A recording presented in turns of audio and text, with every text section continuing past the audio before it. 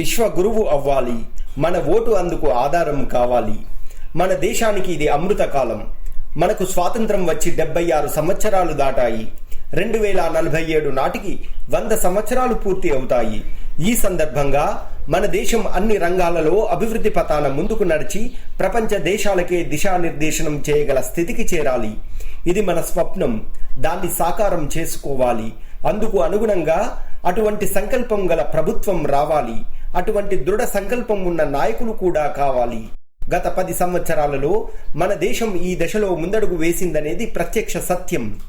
మన ఈ ప్రయాణం ఇలాగే ఇంకా వేగంగా సాగి విజయవంతం కావాలంటే మనందరి సహకారం, భాగస్వామ్యం ఇంకా పెరగాలి. అందుకై రాబోయే సార్వత్రిక ఎన్నికలలో మనందరం తప్పకుండా పాల్గొని అటువంటి ప్రభుత్వాన్ని నిలబెట్టాలి. పవిత్రమైన మన ఓటును దాని కొరకు వినియోగించాలి. గడచిన 10 సంవత్సరాలలో దేశంలో శతాబ్దాల నాటి బానిస చిహ్నాలను తొలగించి మన ధార్మిక శ్రద్ధా కేంద్రాలకు పునర్వైభవం కల్పించబడింది. ఉదాహరణకు అయోధ్యలో రామ మందిర నిర్మాణం, కాశీ, ఉజ్జయిని పట్టణాల ఆధునీకరణ. మహిళా సాధికారతకు, భద్రతకు పెద్దపీట వేసి తగిన యోజనలు, చట్టాలు చేయబడినవి. జన్ ధన్ బ్యాంకు ఖాతాలు, ట్రిపుల్ తలాక్ రద్దు, చట్టసభల్లో మహిళలకు 33% రిజర్వేషన్.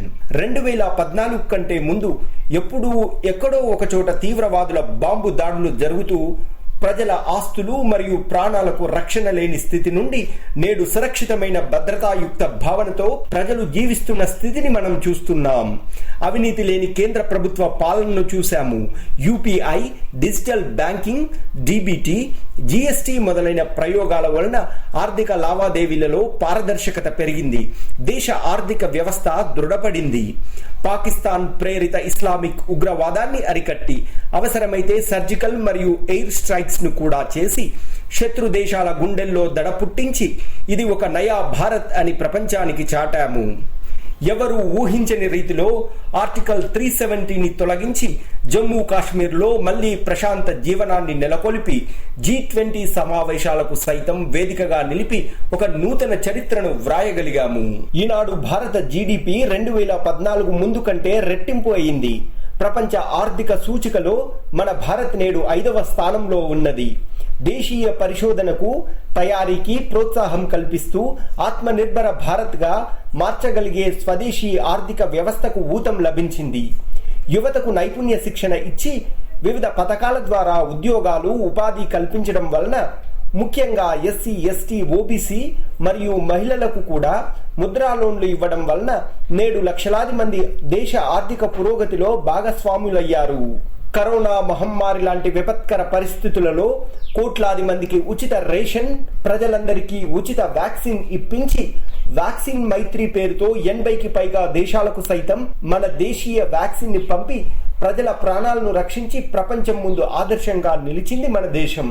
మతపరమైన వివక్ష చూపకుండా సబ్కా సాత్, సబ్కా వికాస్, సబ్కా విశ్వాస్ అని ప్రజలను సమదృష్టితో చూడడం వలన అభివృద్ధి ఫలాలు అందరికీ అందాయి. రోడ్లు, రైళ్లు, విమానాలు, జల మార్గాలు సైతం ఎంతో వేగంగా అభివృద్ధి చెందుతున్నాయి. భావితరాల వారిని స్వాభిమానపరులుగా తయారు చేయగలిగే నూతన విద్యా విధానం నేషనల్ ఎడ్యుకేషన్ పాలసీ 2020 అమలు చేయబడుతున్నది. గిరిజనులు, సంచార తెగలు, ఎస్సీ, ఓబీసీ వర్గాల వారిని ఆర్థిక, సామాజిక, రాజకీయ పరంగా అభివృద్ధి పథంలో నడిపించి దేశ సమాజ జీవన స్రవంతిలో సమ్మిళితం చేసే సఫల ప్రయత్నం జరుగుతున్నది. జరిగింది కొంత, ఇంకా జరగాల్సింది ఎంతో ఉంది. నేడు ప్రపంచ దేశాల్లో భారత గౌరవ ప్రతిష్టలు పెరిగి భారత్ ప్రపంచానికి నేతృత్వం వహించగలిగే స్థితికి వస్తున్నది. ఇదంతా మన అందరి సామూహిక ప్రయత్నం. మన ఓటు ద్వారానే సాధ్యమైందని మనం గుర్తించాలి.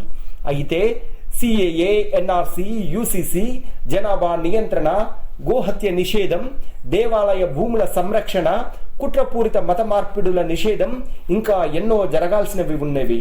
కావున తమ స్వార్థం కోసం దేశ ప్రజలకు అనేక ఆశలు చూపి సమాజాన్ని అస్థిరపరిచే కుటుంబ పార్టీలకు కాకుండా దేశమే తన కుటుంబంగా భావించే వ్యక్తులు ఉన్న పార్టీలకు ఓటు వేద్దాం.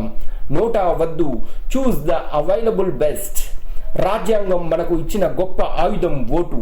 దానిని వృధా చేసుకోకుండా సుస్థిరమైన శక్తివంతమైన ప్రభుత్వాన్ని ఎన్నుకుందాం. భారత్ను విశ్వ గురువుగా నిలిపేందుకు జరుగుతున్న ప్రయత్నంలో భాగస్వాములం అవుదాం.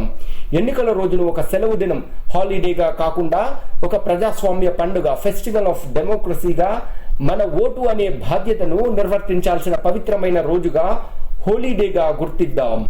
మే 11, 12 వరుసగా సెలవులు ఉన్నాయి కావున ఆ 2 రోజులు పై విషయాలను అత్యధిక మందికి తెలియజేద్దాం.